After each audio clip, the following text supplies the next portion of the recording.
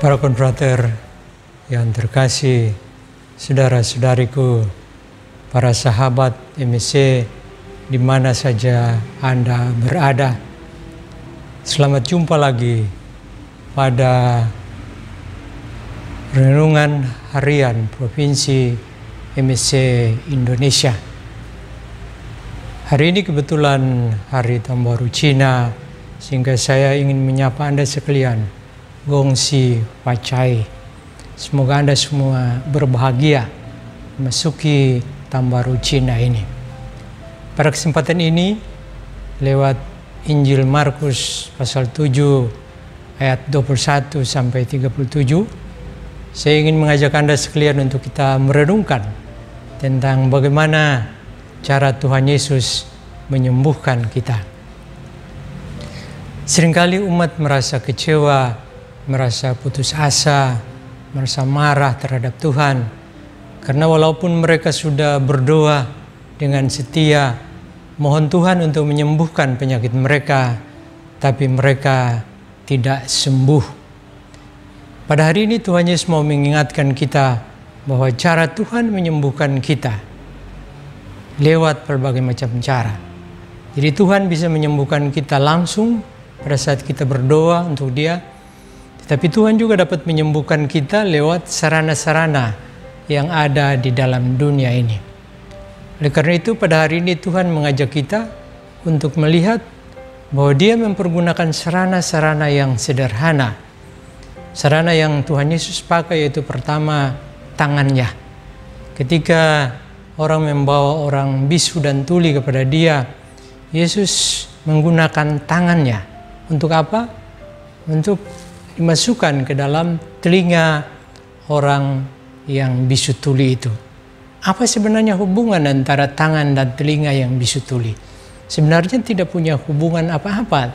Tetapi Tuhan Yesus memakai sarana tangan untuk menyembuhkan telinganya yang tuli.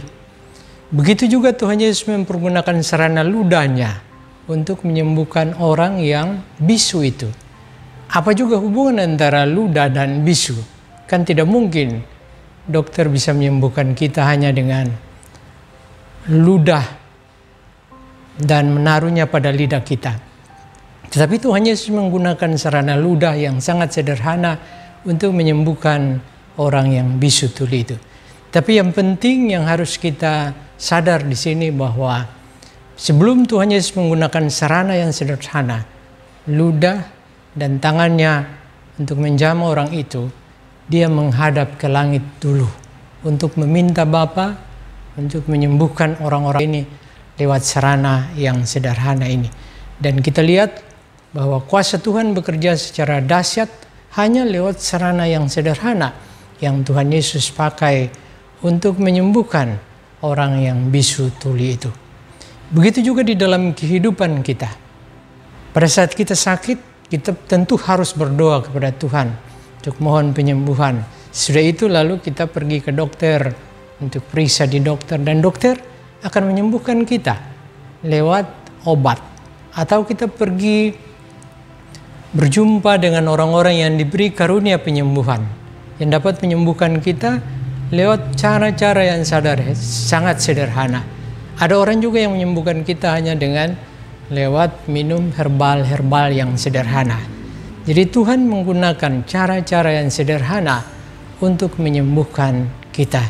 Jadi pada saat kita berdoa kepada Tuhan, kita harus juga mencari cara-cara yang sederhana yang Tuhan pakai di dalam hidup ini untuk menyembuhkan kita. Saya ingat ada seorang bapak, seorang Tionghoa, yang dia bekerja berdagang di sebuah pulau kecil. Di situ tidak ada rumah sakit, tidak ada klinik, tidak ada dokter. Pada saat dia sakit usus buntu, dia punya istri mengajak dia untuk harus segera ke kota untuk berjumpa, periksa pada dokter. Tetapi dia bilang, jangan, berdoa saja. Dia bilang, berdoa saja, tidak usah takut. Pasti Tuhan menyembuhkan dia. Tetapi karena dipaksa oleh istrinya, akhirnya dia pergi. Dari pulau itu dia dengan motor laut pergi ke kota untuk diperiksa pada dokter. Tetapi dalam perjalanan usus buntunya pecah dan dia meninggal. Jadi kita lihat sebenarnya usus buntu operasi yang paling sederhana sekali yang dapat disembuhkan oleh dokter dalam waktu yang sangat singkat. Tapi karena bapak itu tidak mau menggunakan sarana dokter, akhirnya dia meninggal di tengah jalan. Oleh karena itu pada hari ini Tuhan Yesus mengajak kita bahwa pada saat kita sakit tentu harus pertama-tama kita berdoa kepada Tuhan untuk mohon penyembuhan. Tapi sesudah berdoa kepada Tuhan, kita harus juga mencari sarana-sarana yang telah Tuhan sediakan kepada kita. Antara lain dokter, antara lain obat, antara lain orang-orang yang mempunyai kuasa untuk menyembuhkan kita. Pergilah kepada mereka, pasti Tuhan akan bekerja secara dahsyat lewat tangan-tangan orang itu untuk menyembuhkan kita sekalian, apapun juga penyakit yang kita derita. Semoga demikian.